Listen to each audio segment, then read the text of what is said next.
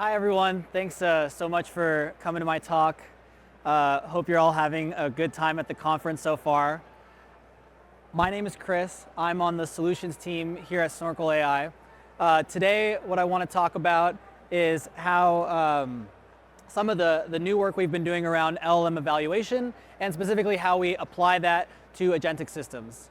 So I'm just going to break things out into, well, 3 parts, one. Fortunate.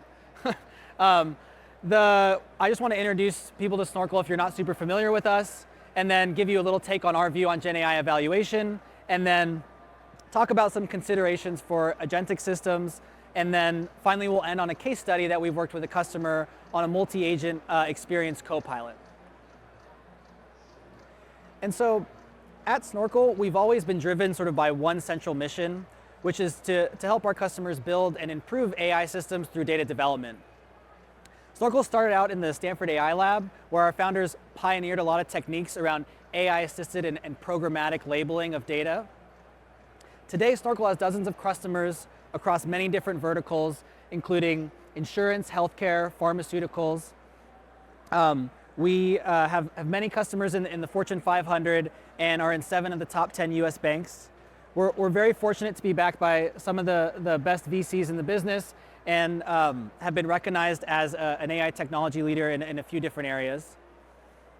So I'll start, and before I dive into maybe how we're starting to think about solving a lot of problems around evaluation, I really want to motivate why evaluation matters and what it really means.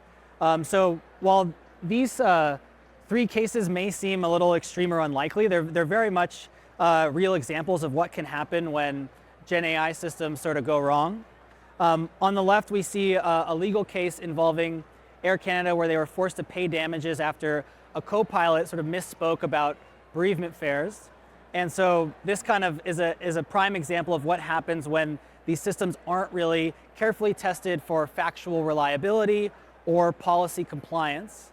The middle one is my favorite example, where someone was actually able to coerce a co-pilot into giving them a Chevy truck for $1. Don't really have to go into too much detail about why that's problematic.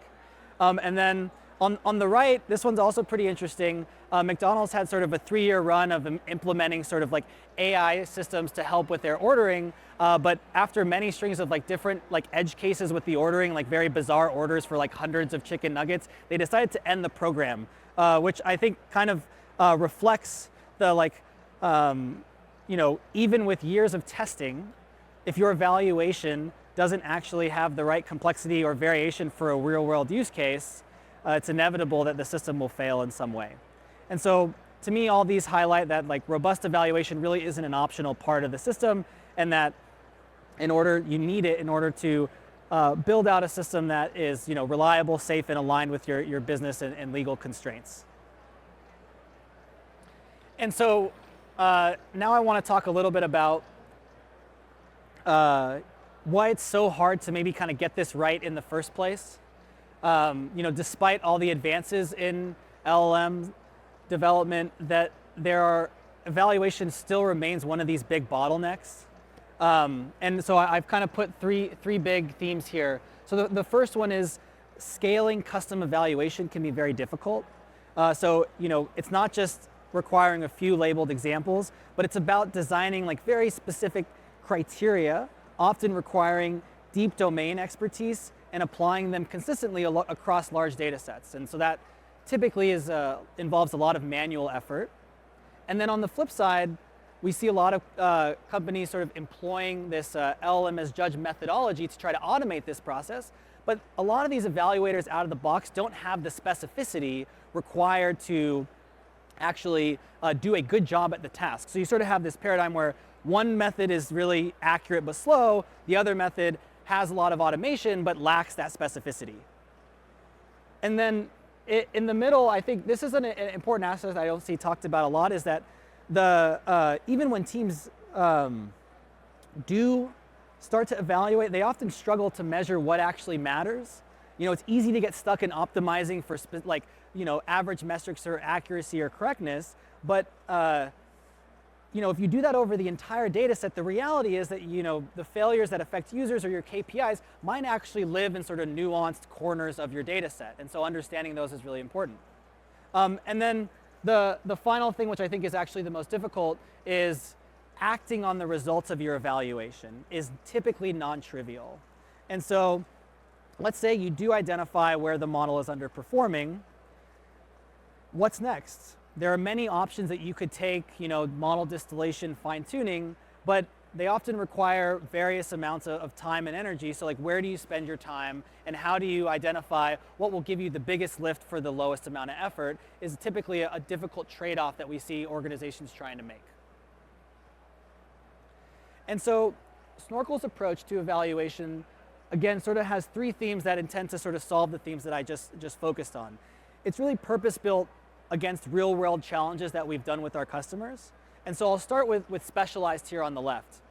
So instead of relying on general purpose metrics or open benchmarks that might not align with your specific use case, these evaluations that we can do on the platform are grounded in expert opinion and specific to the behaviors that matter to your specific use case. The way that we achieve this is through this iterative loop where the evaluators are aligned with continuous feedback from experts. And I'll dive into a little bit more detail, again, in the case study at the end of the talk. The second we'll talk about is sort of the fine-grained view, right? Instead of a single macro-level score-like accuracy, if you have score accuracy says 95%, you might think, that sounds like a really good system, but it can hide, sort of like very critical variations. What if one slice of your data performs at 64% while the other slice performs at 97%? We enable you to slice performance by category, behavior, user segment to really give you that what we call like a fine-grained analysis on your data. And then finally, Snorkel's evaluation is tightly integrated with our programmatic data development loop, meaning when you do find errors, you can now develop the right data to fix those errors. And so when a slice underperforms, you can immediately generate new data sets that are targeted and informed by the evaluation. And so, in short, we're focused on this paradigm of sort of this continuous loop of finding errors and then fixing errors through our specialized evaluation. And so, Snorkel's platform, Snorkel Evaluate, is sort of our all-in-one place that allows teams to build out these deep targeted evaluators.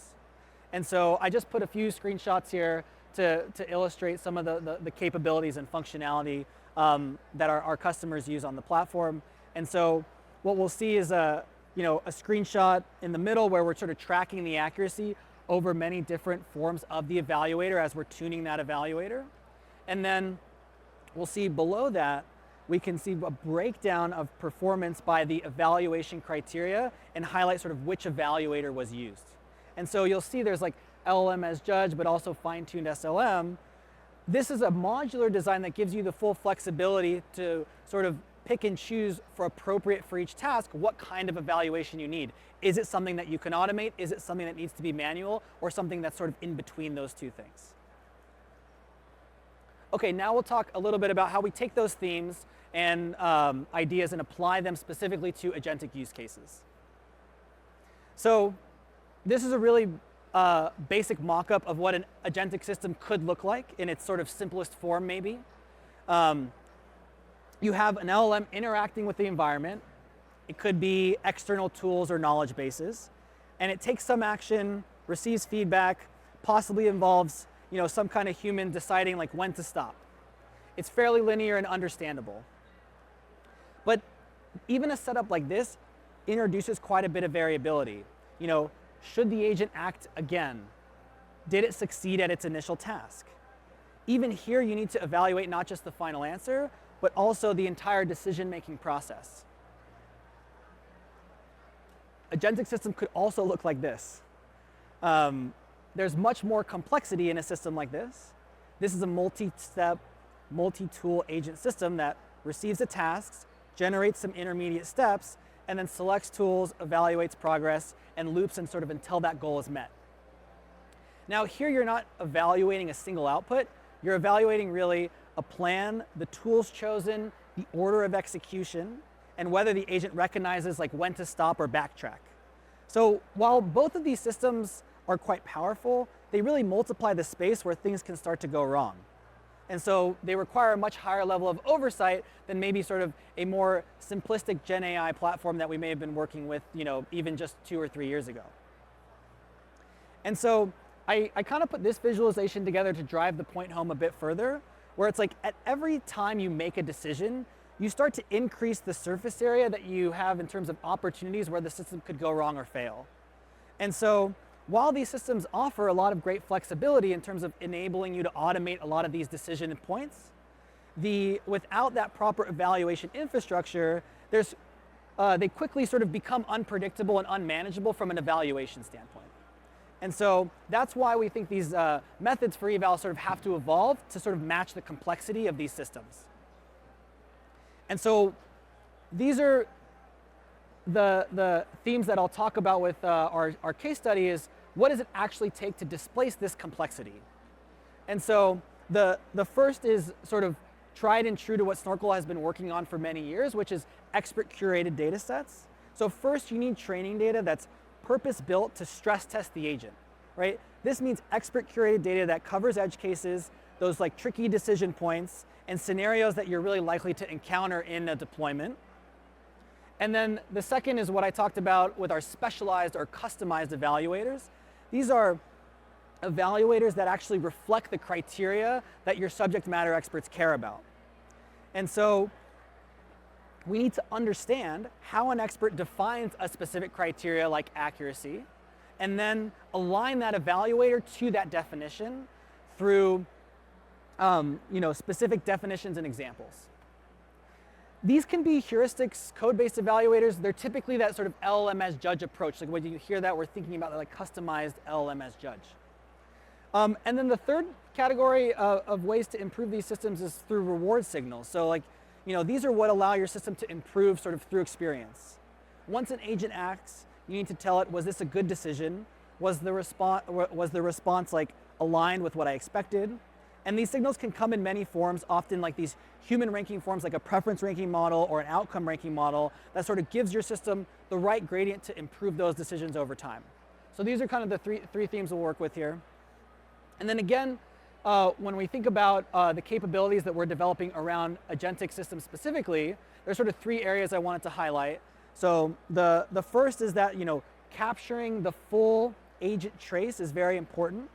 The thoughts, actions, tools, and everything across turns. So this is lets us again not just understand the final answer, but also how the agent got there. So very critical.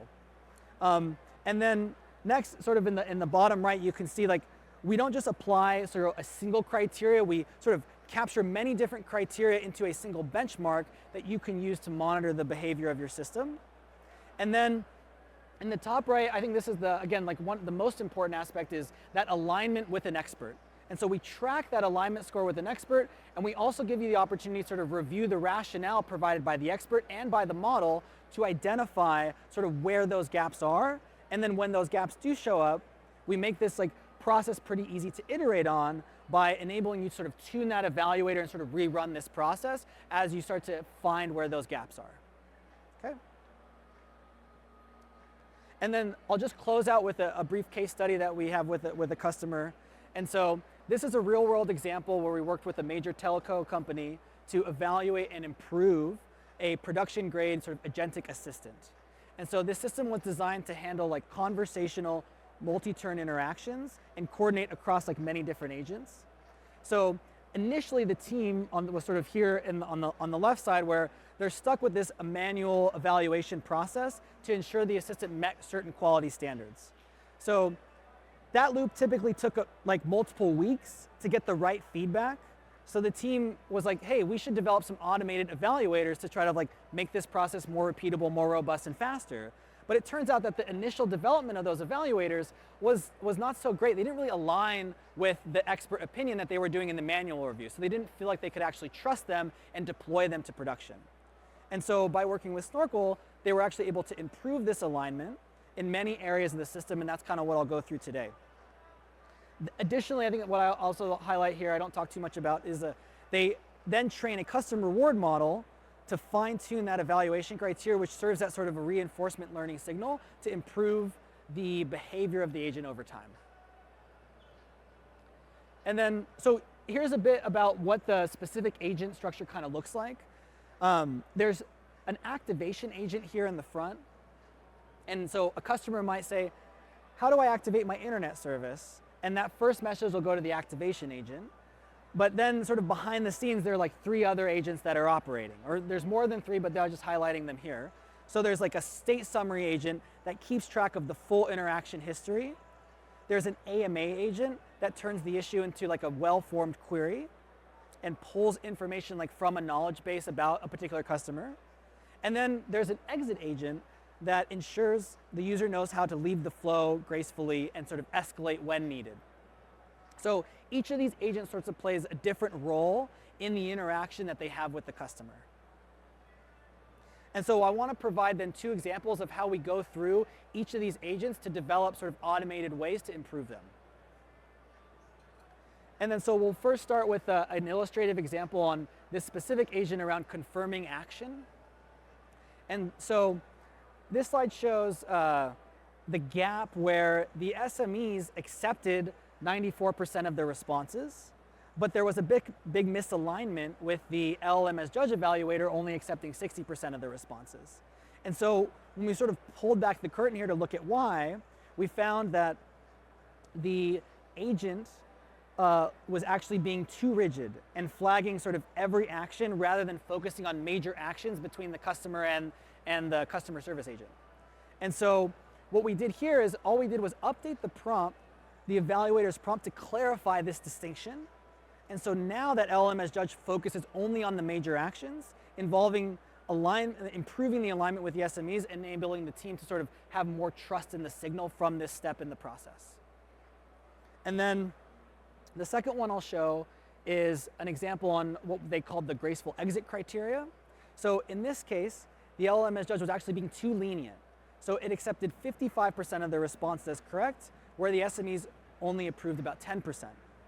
And what I thought was really interesting about this example in particular was that instead of just saying, hey, we have an LLM as judge and we're looking to sort of improve it by prompting, we found that it was much simpler and easier and a more elegant solution to replace it with something deterministic, which was just a Python function. And so we actually improved the alignment with SMEs just by replacing it with this deterministic function, and then they had much more trust in that specific evaluator and monitoring that system. And so this is a great example, I think, of how we let you sort of swap in that kind of logic when necessary, and like essentially, don't just stick to one evaluation strategy, use the right tools for the job. And then I'll just highlight really quickly, like there were many agents in this system, and we went through with the team to identify like what their initial out-of-the-box agreements were, and then how do we do that customization in many different forms. So yeah, I only have about a minute left. Just want to say really, thanks for your time. We just raised, if you're interested in joining us, there's a lot of openings on our careers page there. We're also at booth D116, which is around the corner, so please come check us out. Yeah, we got a minute and a half, so if there's any questions, would love to hear something from the audience, and thanks so much for your time, and don't forget to do the survey. They really want you to do the surveys. Thanks, yeah.